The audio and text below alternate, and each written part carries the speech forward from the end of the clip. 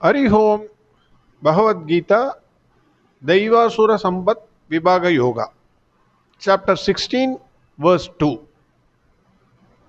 We have already seen 9 Daivi Sampats in verse 1. Now verse 2 first Sampat. That is, this is the 10th Sampat, because these 3 verses should be read together. So this is the 10th Sampat, Daivi Sampat. Shri Bhagavanuvacha Abhayam Sattva Samshuddhihi Jnana Yoga Vyavastitihi Dhanam Dhamascha Yajnascha Swadhyayastapa Arjavam Ahimsa Satyam Akrodham Tyaga Shantirabhaishunam Daya Bhudeshvalo Luptvam Mardavam Hrira Chapalam Tejashama Shaucham Adrogo Nadimanitam Bhavanti Sampadam Deivim Abhijadasya Bharatam. Now, 10th Daivi Sampat, Ahimsa. Swami Dayananda Saraswati says, Ahimsa is absence of hurting any living being.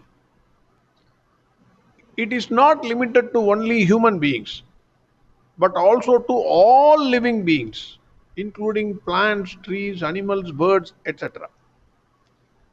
A hurtful act can be threefold. It can be done by physical, oral, or mental, even by thoughts. That is also a violence. So all the three must be avoided according to Swami Dayananda Saraswati. Swami Chinmayananda says, it is not only not harming or causing any bodily injury to any living being, but also includes not harming any living creature in the form of thought. It is already said by Swami Dayananda Saraswati also. Mentally also you should not. Swami Chinmayananda says, physical ahimsa is impossible. That is, to live according to him, some kind of physical harm is necessary. And this is unavoidable in this world. According to Swami Chinmayananda, if the motive is pure and clean, the harm will not be regarded as causing injury. That is what Swami Chinmayananda says. So when we go further down, we will understand this also. Saint Thiruvalluvar has written 10 verses on Pulal Maruttal, that is, not killing and eating animals. I have taken 3 or 4 out of it. So first one, உண்ணாமை உள்ளது உயிர்நிலை ஊனுண்ண அண்ணாத்தல் செய்யாறு அளவு. Wonderful verse. The one who kills and eat animals, so he is reserving his ticket in hell. The doors are wide open for him in the hell. And once he enters that hell, the doors will be closed. It is a one-way traffic. He cannot come out of that hell. That is what he says. உண்ணாமை உள்ளது உயிர்நிலை ஊனுண்ண அண்ணாத்தல் செய்யாறு அளவு. Direct entry to hell for that person. Then second one, உண்ணாமை வேண்டும் புலால் பிரிதொன்றன் புண்ணது உணர்வார் பெரின். This is also an excellent one. Suppose I get injured in my hand. So there is a lot of pus and blood coming out of it. Doctor puts some bandage or something. Can you cut that portion and eat the containing pus and blood? I don't think. You will feel vomiting sensation. Similarly, he says, what is this non-vegetarian killing animals? You are injuring that animal and eating that flesh. So the one who knows this truth, he will not even touch non-vegetarian. That is what he says. Then the third one, அவிசொரிந்தாயிரம் வேட்டலின் ஒன்றன் உயிர் செகு துண்ணாமை நன்று. Wonderful. அவிசொரிந்தாயிரம் வேட்டலின் ஒன்றன் உயிர் செறிந்துண்ணாமை நன்று. He says, instead of doing thousands of yagas and yajnas, if you don't kill animals and eat, it gives more punya than performing thousands of yagas and yajnas. That is what he says. Then he says, Kollan புடாலை மறுத்தானை கைகூப்பி எல்லா உயிரும் தொழும். Hey, he says, if you don't kill animals and eat, all the living beings will come with folded hands and seek your blessings. So that is the highest. Ahimsa is the highest. All living beings, they will come with folded hands, and then they will seek your blessings. That much highest dharma, non-violence. So he also says, by word also you should not hurt. I am not getting into all those things, but only one I will say. தீனார் சுட்டப்புண் உள்ளாரும் ஆராதே நாவினார் சுட்டவடு. That is, if you burn somebody with fire, or you accidentally touch some your gas stove, that fire touches your body, it is burnt. Definitely there will be pain. But after some time, because of time, that will heal. Naturally, you will forget. தீனார் சுட்டப்புண் உள்ளாரும் ஆராதே நாவினார் சுட்டவடு. But if you speak harsh words, the injury caused by those harsh words will remain in the heart till death. That injury will remain. So you should avoid even speaking harsh words. That is Ahimsa. So there are many. Let us not get into that. This is what Thiruvalluvar says. Kanchi Paramacharya, he says, Paramacharya says, of all the dharmas that is common to all, Ahimsa is the first and most important dharma. It is not enough that one does not bodily harm somebody. He should not even think that something should happen to the other fellow. So both Swami Dayananda Saraswati, Swami Chinmayananda also said, now Kanchi Paramacharya also says, even you should not think.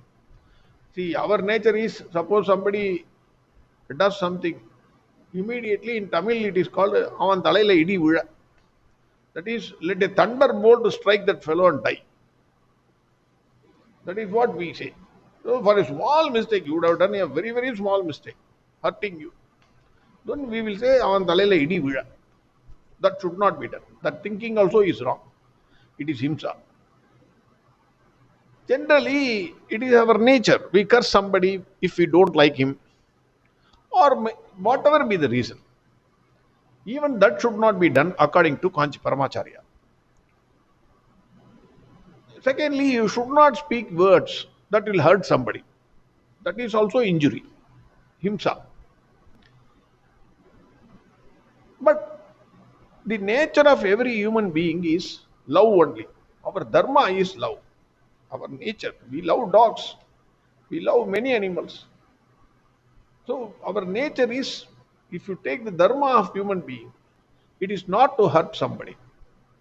But the moment we find some other person is doing something against our interests, or is planning to do something, then we inflict harm on that person. This should be avoided. Ahimsa is one of the important values to control the oscillating manas, because our manas is going from like a pendulum. It goes from one end to the other. So Ahimsa must be practiced to control that manas, to keep it steady. The uncontrolled elephant, Swami Kanchi Paramacharya says, the uncontrolled elephant is a dangerous one to the society. Rogue elephant. Daily we can see in the news. It enters the villages, kills some people, and the entire agriculture field will be spoiled. But if the same elephant is controlled, It can do wonderful jobs for the human beings. Similarly, manas is like an uncontrolled elephant. If one controls the manas, then it can do wonders for that person. How to control that manas? He says, by practicing ahimsa, you can control your anger. By controlling the anger, your manas can be controlled. That is what he says.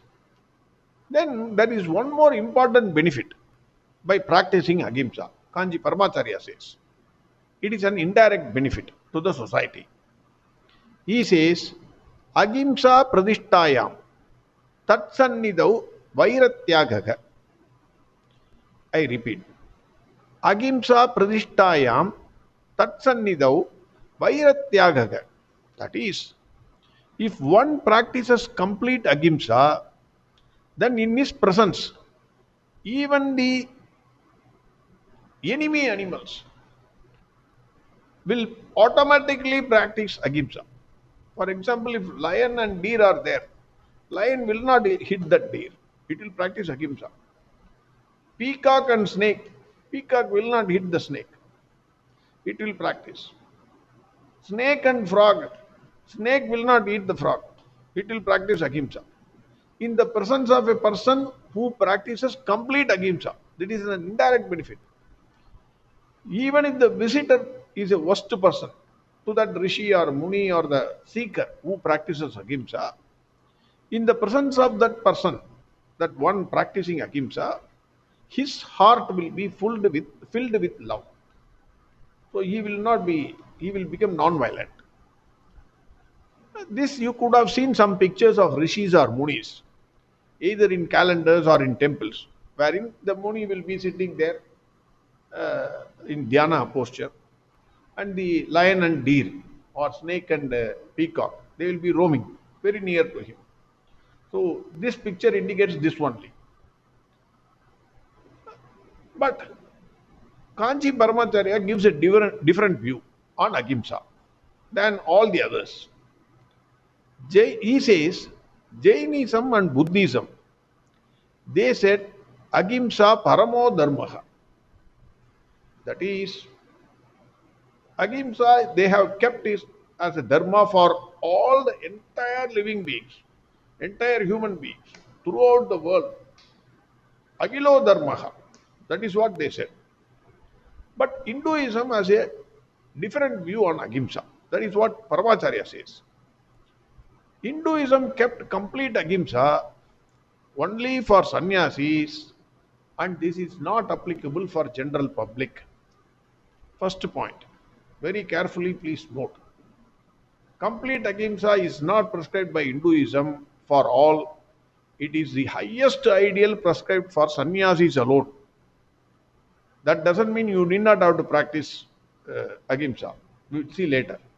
Hinduism gives exceptions to dharma yuddha, that is war, like Mahabharata war, or offering animal sacrifice in yajnas.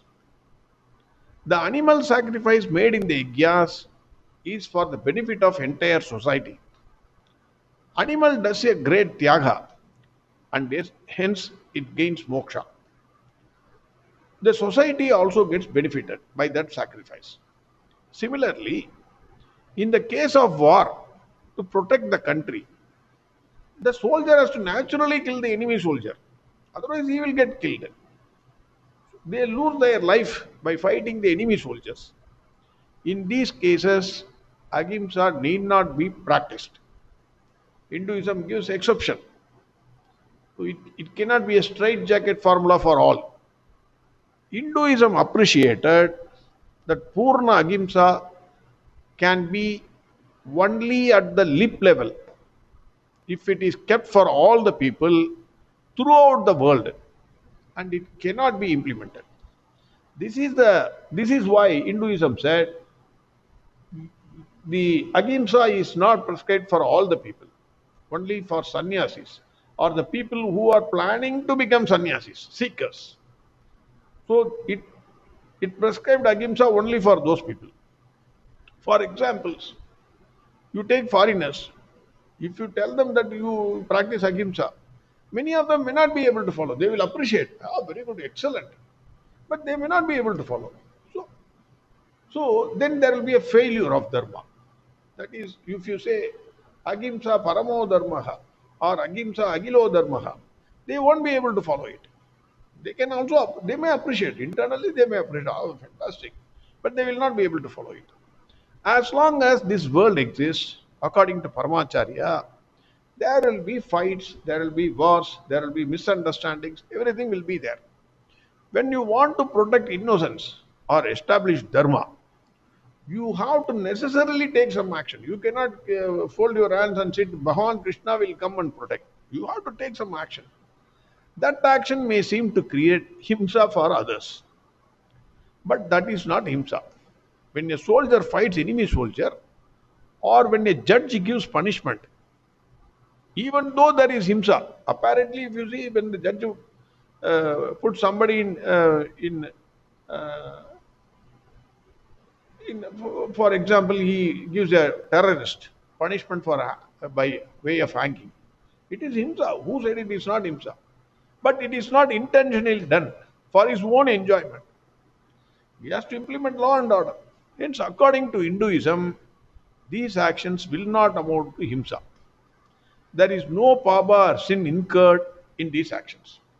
Now you go to Swami Chinmayananda, he said, only when the action is intentionally done, it is himsa. Otherwise, bodily injury cannot be avoided in this world. That portion you remember here. Then Hinduism did not keep this dharma for all. If it is kept, then many will be committing sins by violating the dharma. If you violate the dharma, it is a pava. So if ahimsa is kept for all, then you will be violating the dharma and you will be committing sin. On the other hand, Buddhism kept ahimsa for all. Paramacharya says, in all countries where Buddhism is practiced, it is not a criticism, it is a fact. In all countries where Buddhism is practiced, almost all Buddhists eat non-vegetarian. They are also fighting. They are also involving themselves in war. They practice Buddhism, but they involve themselves in war. So ahimsa for all is not a practical way. Hence, Hinduism did not give Purna Ahimsa for all except sannyasis. If a great dharma is prescribed for all, including common man, then no one will be following that dharma. Hence, Purna Ahimsa is kept for sannyasis alone and seekers who want to go in that path. By looking at sannyasis, see how this is prescribed by Hinduism, Purna Ahimsa. By looking at sannyasis, those days, Brahmins automatically followed that ideal because they also wanted to become sannyasis in their daily life. Seeing the Brahmins, the Vaishya community, the traders, and others, they also voluntarily adopted the dharma. It is not prescribed as a condition. It has been prescribed, but you voluntarily adopt it on yourself. Even today in Tamil Nadu, these are all my additions. Even today in Tamil Nadu, during entire Puratasi month, that is September 15 to October 15, many non-vegetarian eaters, they will not touch non-vegetarian. For they will observe one vrata for the Tirupati Balaji. They don't touch non-vegetarian during that month.